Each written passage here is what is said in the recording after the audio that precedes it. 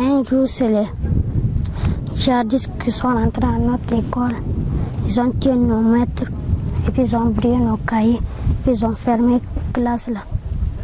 Moi et ma mère, mon petit frère, on a ramassé tous nos habits, mais déposés sur charrette. On a fait 2 jours sur la route avant d'arriver à Gorom.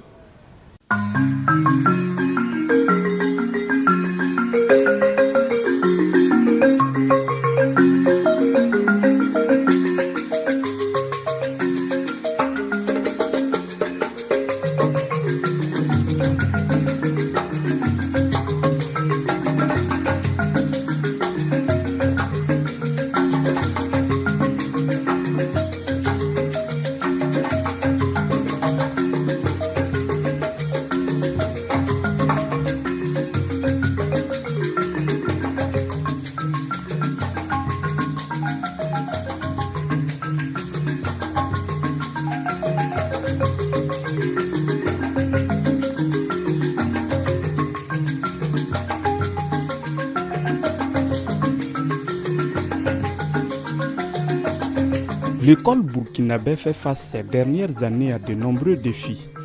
L'insécurité qui sévit dans les régions du Sahel, du Nord, du Centre-Nord, de l'Est et de la boucle du Mouhoun a entraîné la fermeture de plusieurs établissements scolaires, privant du même coup des milliers d'enfants burkinabés de leur droit d'accès à l'éducation.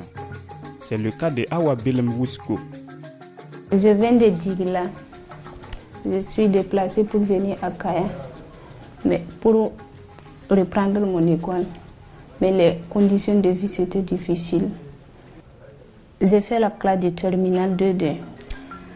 Au début de l'école, je n'avais rien pour mes frais de scolarité. J'avais 50 000 pour payer, mais le reste, là, je n'avais pas rempli les dossiers, les frais de dossier. Et je voulais quitter l'école.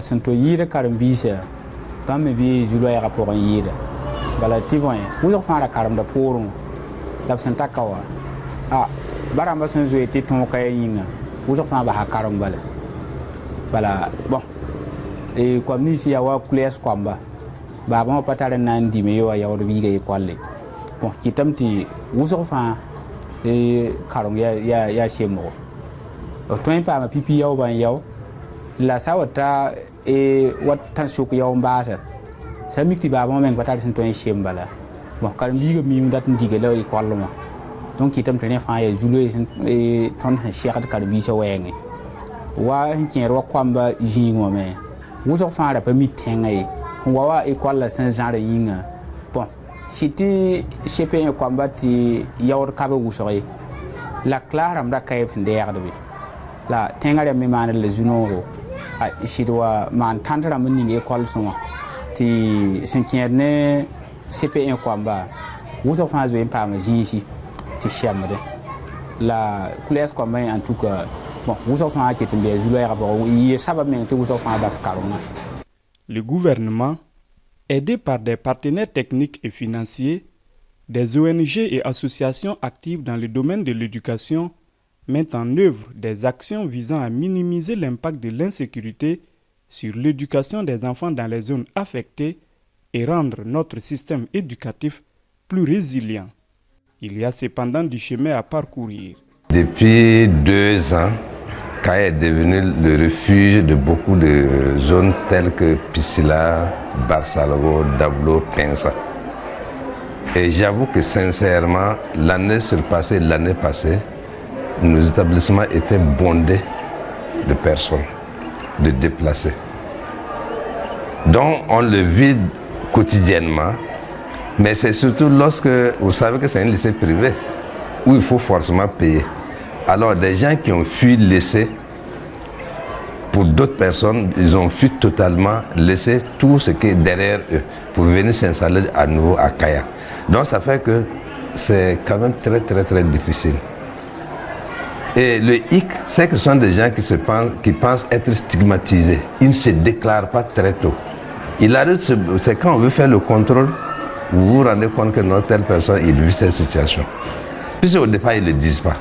Mais c'est lorsque nous devons faire le contrôle, bon, on se rend compte qu'il y a des gens, beaucoup de personnes sont dans le phénomène, là, vivent le phénomène là. Donc ça fait que ça se ressent de façon très drastique au niveau même du privé.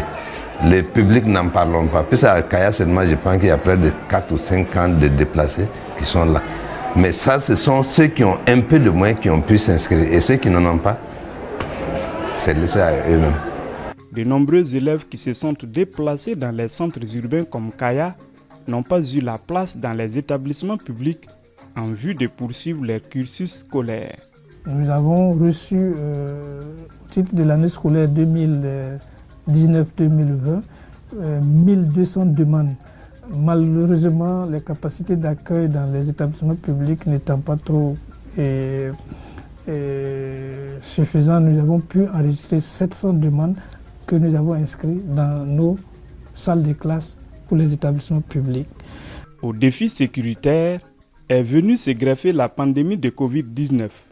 Il a fallu donc que l'école burkinabé se réinvente pour faire face au péril.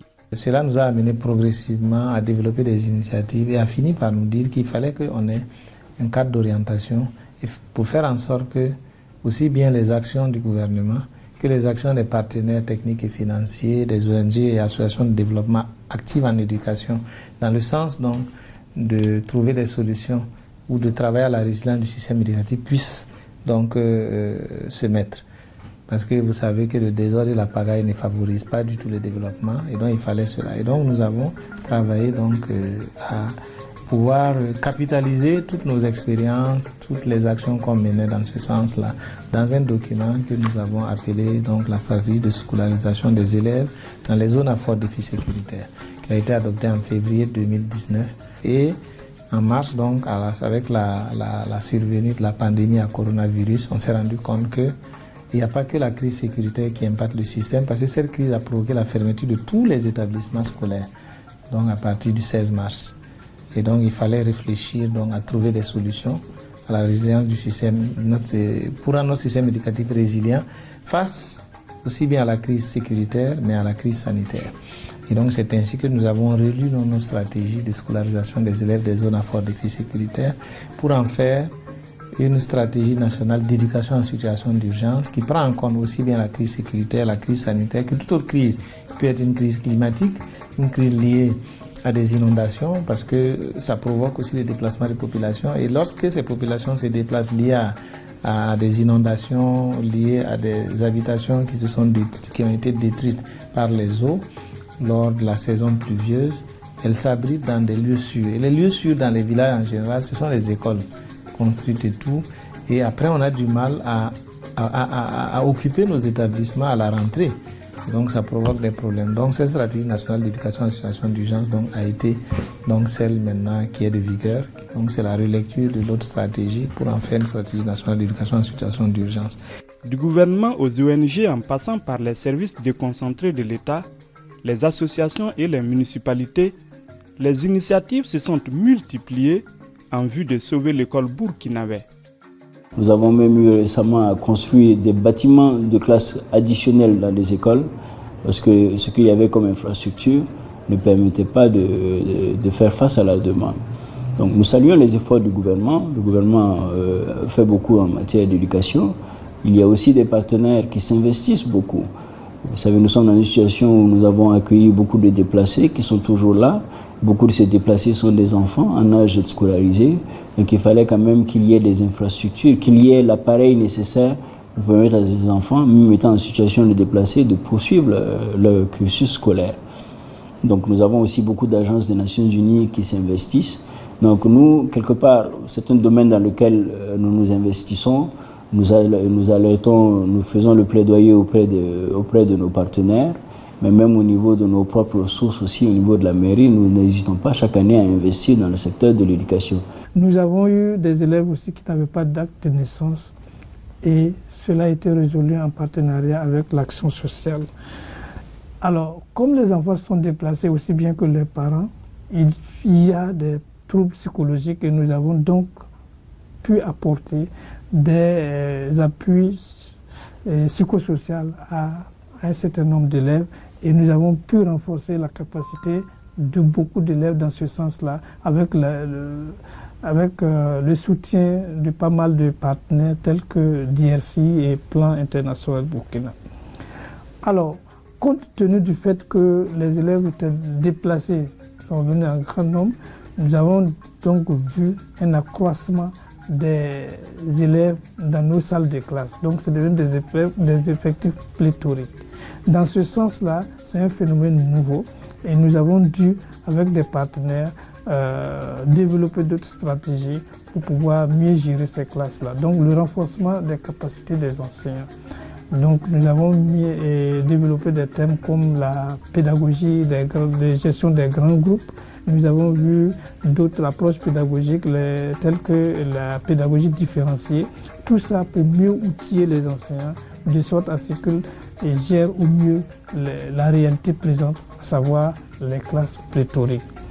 Il y a un cours qui est dispensé, un cours commun que nous avons élaboré à partir du niveau central et validé avec nos responsables de façon à inculquer des valeurs de patriotisme, d'appartenance à une même communauté de destin et de solidarité vis-à-vis donc, de ceux qui souffrent.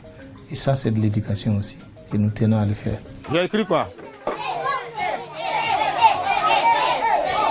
Attendez. Je dis on lève le doigt. Oui? Oui? Oui? Bien.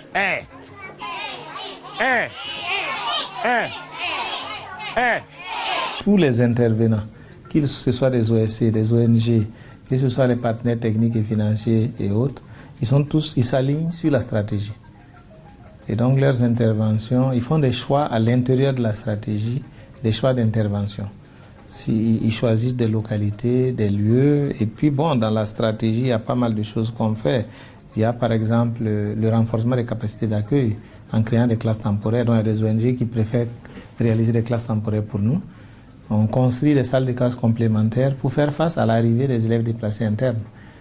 Il y en a aussi qui acceptent de nous accompagner dans ce sens ou d'aller dans ce sens. Donc nous donnons donc des fournitures, nous donnons du matériel didactique, des ouvrages, nous donnons des vivres, nous donnons des kits d'hygiène, des kits scolaires et tout. Il y en a qui sont, dans leurs interventions, sont alignés à ça. Et nous faisons la prise en charge psychosociale. Il y a des ONG qui sont orientées dans cet aspect et qui le prennent en charge sur le terrain. Et nous avons donc développement de l'éducation à la paix. Nous développons des écoles de qualité amies des enfants. Donc il y a pas mal de choses qui sont inscrites dans la stratégie nationale, qui sont là, que nous développons avec l'accompagnement de tout ceci. Donc aucune intervention ne va en dehors. Et nous avons récemment donc organisé un atelier avec l'accompagnement de partenaires techniques et financiers pour justement harmoniser les pratiques d'intervention en matière d'éducation en situation d'urgence. Le document il est prêt, il va être validé bientôt et ça va permettre davantage de renforcer cette synergie d'action entre les différents acteurs en matière d'éducation en situation d'urgence parce qu'ils sont tous là pour accompagner les efforts de l'État. Ils ne sont pas là pour faire ce qu'ils veulent, ils sont là pour accompagner et donc c'est important que quand ils arrivent, qu'ils soient alignés sur un document de référence et c'est la stratégie nationale d'éducation en situation d'urgence. Dans la région du Sahel par exemple, l'ONG Save the Children, pour assurer la continuité de la scolarité des enfants déplacés, a développé des cadres appelés espaces amis d'enfants. Les enfants ne partent pas à l'école, ils sont dans les villages éparpillés. Donc on a essayé de créer un système qu'on appelle l'espace ami des enfants. Et cet espace, on retrouve également les enfants. Et on essaie au moins, avec l'appui des autorités, pour élever leur niveau. Il y a des enfants qui ont abandonné l'école. Il y a d'autres aussi qui partaient à l'école, mais comme l'école est fermée, vu la situation de l'insécurité, maintenant on a essayé de faire ces espaces. Et ça a beaucoup aidé les enfants, puisque dans les espaces actuellement, on fait sous forme de l'école, à l'oral. C'est-à-dire quand les enfants se trouvent, il y a des enfants qui étaient frustrés, mais actuellement, avec la création de ces espaces, ça a beaucoup aidé les enfants. Et dans les espaces, au moins, on voit d'autres qui viennent dans plusieurs localités, mais quand ils arrivent dans les espaces là, on les récupère, on s'amuse avec eux et on crée des jeux avec eux. Souvent, ils oublient les traumatismes qu'ils ont suivis. Bonjour les enfants, vous allez bien?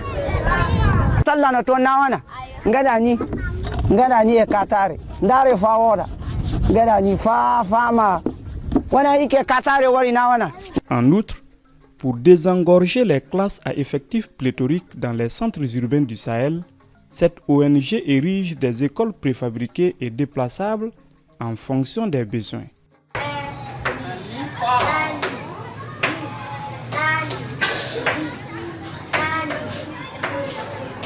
Le plus important, il faut garder l'éducation, il faut que l'éducation poursuive, parce que les défis auxquels nous faisons face, si les populations étaient beaucoup plus éduquées, nous aurons moins de difficultés. Parce que quand vous voyez que ces terroristes, quand ils arrivent dans des endroits, leur premier réflexe c'est de fermer les écoles, de chasser les enseignants ou s'en prendre à eux. C'est parce qu'ils savent qu'un enfant qui est éduqué, quelque part, il aura les armes pour résister à ces sirènes qui n'ont rien de positif à proposer aux populations.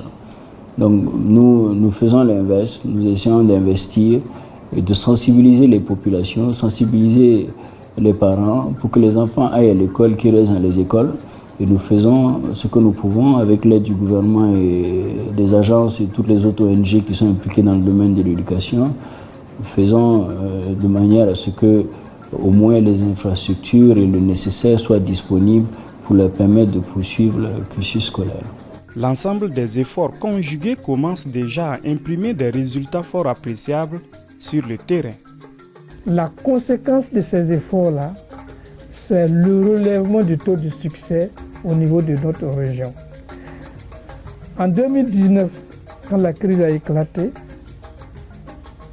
panique, peur, déplacement, fermeture, inachèvement des programmes a eu une conséquence néfaste pour nous.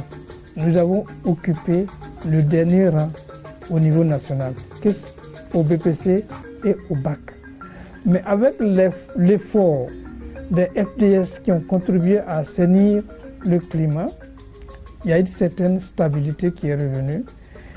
Et les appuis psychologiques apportés aux enfants, plus rassurants, avec ces cours d'appui que nous venons d'aborder, nous avons pu relever le défi, conduisant donc le Centre Nord à la 7e place au BPC et à la 2e place au BAC pour la session de 2020.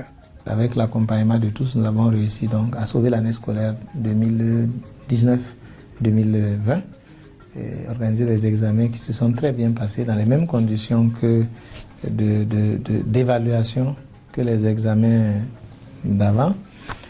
Et aujourd'hui, donc, tous les résultats que nous avons en matière de résilience de notre système, je vous ai cité la réouverture d'établissements, c'est grâce aux efforts des forces de défense et de sécurité, c'est grâce aux efforts du gouvernement, de ces ONG, associations du gouvernement, la prise en charge psychosociale, une bonne partie est assurée par ces personnes. Donc, ensemble, nous arrivons à faire de belles choses. C'est vrai que la situation n'est pas toujours rose, parce qu'elle serait rose pour nous dès qu'il n'y aura aucun établissement fermé pour des raisons de crise. Et malheureusement, il y en a encore pas mal. Donc, du coup, la situation, de mon point de vue, n'est pas rose, mais les efforts des ONG, des associations de développement actif en éducation, des organisations de la société civile agissant dans le système éducatif, des partenaires techniques financiers et de ce que nous faisons, nous permet quand même d'éviter le pire.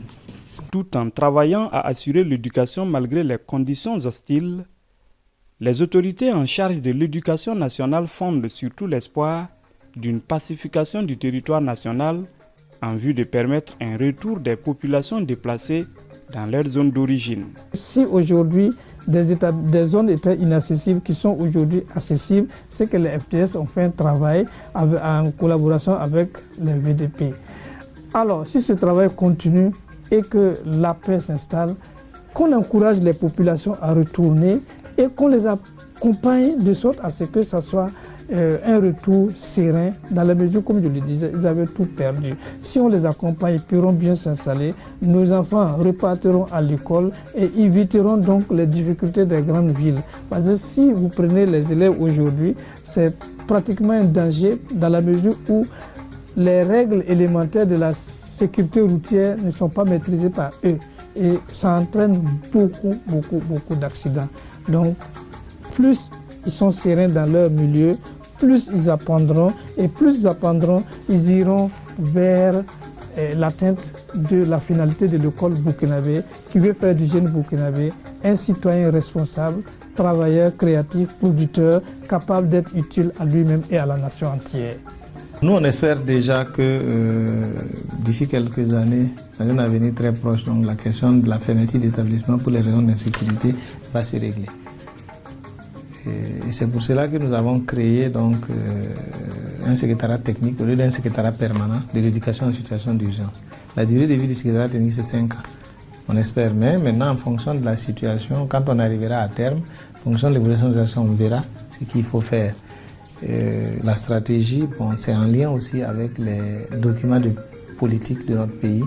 Donc, il y a un document de politique, donc il y a le plan sectoriel éducation et formation. À partir de cela, maintenant, les autres actions que nous menons sont des stratégies et c'est pour cela que nous avons élaboré une stratégie 2019-2024. On espère que cela va se faire. Donc, notre souhait, c'est ça. Parce que ce qui pèse le plus sur l'éducation en situation d'urgence aujourd'hui, c'est la crise sécuritaire. Il y a eu la crise sanitaire qui est toujours là, on a réussi à trouver des solutions, on a repris et on gère les cas de Covid dans les établissements avec un protocole de prise en charge que nous avons élaboré.